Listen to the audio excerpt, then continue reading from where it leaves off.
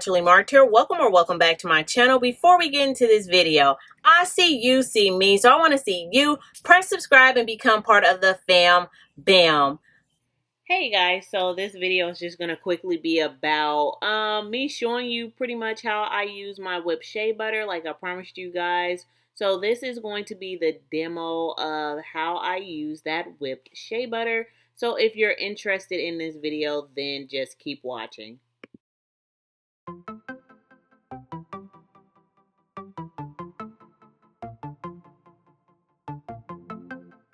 Okay guys, so this is just a little recap of that whipped shea butter that I made and I showed you guys, just in case I forget to leave the link down below. This is what that shea butter looked like, but I will try to remember to leave a link down below. But I'm just showing you guys that I did add an extra 2 cups of olive oil to my mixture, and this is what it looked like because my mixture was pretty thick. And honestly, I should have added another probably cup of olive oil to the mixture because when I apply it to my hair, you guys are going to see a white cast over my hair. But I did want to show you guys I did add another 2 cups of olive oil to my whipped shea butter. And this is the consistency that I got. But like I said before, my hair is thoroughly cleaned and washed. In a previous video, I did a leave-in tester for you guys, and I absolutely loved my Slippery Elm leave-in conditioner. So if you guys haven't seen that video, I will leave the video down below. But my hair is thoroughly washed, shampooed, deep conditioned, and now I'm going to add my whipped shea butter to my hair with no product on it. I wanted to see how it was going to seep into my hair and react, but like I said, you guys, this is really thick, and if you guys seen how much I had in my hand, like I put a whole bunch. Look at my face. I'm like, ooh, I didn't need that much. I literally needed like only a dime-sized amount, and it was so thick. But you guys, after I put my head rag on at night and let it melt into my hair, it literally just sucked up really fast. And yeah, I put too much in this first section, so a little of this stuff goes a very long ways. I am so used to like those watered down products in the store where you just need a huge glob of it, but with something like this, you literally need a little. Like I said, a little goes a long way because these ingredients are 100%. So the thickness of it, I absolutely loved, but I should have just used way less. And here I am trying to thin out that mixture, the whipped shea butter a little bit more. So as you guys can see, this back section took it in a lot better, but I needed to dilute my butters a lot, like a lot. But I still love the result. I don't mind the greasy feeling. As you guys can see, I'm kind of going in with a little bit more, but I don't mind the greasy feeling.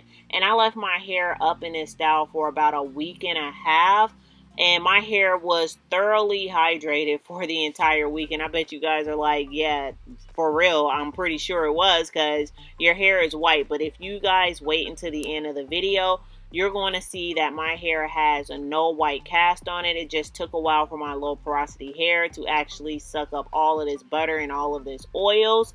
So on this side, I did my Slippery Elm leave-in, and I wanted to see how the whipped shea butter was going to react on my hair with the Slippery Elm leave-in conditioner. And like I said, you guys, I leave that link down below. So I did apply the shea butter, the whipped shea butter, to this left side of my head, and I wanted to re-moisturize my hair.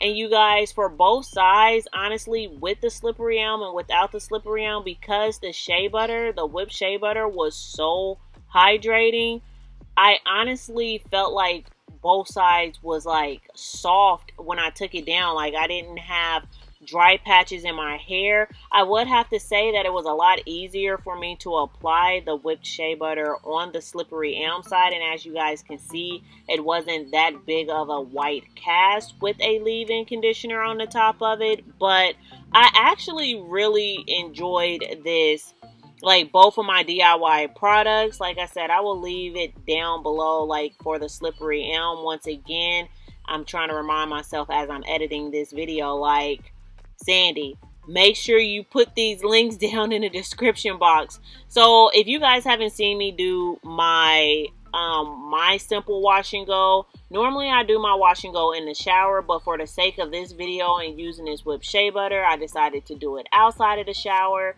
So I'm just going to quickly roll the front of my hair up and put my hair in 2 low buns, and then I'm going to tie my hair rag on overnight and sleep with that, and then I'm going to take it off in the morning, and then you guys are going to see the end result. So let me know if you try this hairstyle. This is my simple wash and go to keep my edges safe while they're going through their postpartum regrowth, and just making sure I'm not pulling them too tight. And this is the way that I've been loving to wear my hair when I wash my hair every week. This is a simple, quick wash and go for me when my hair is not in a protective style. So once again, if you guys give these DIYs a try, or if you give this hairstyle a try, please leave comments down below and let me know if you guys like it. And thank you guys so much for watching.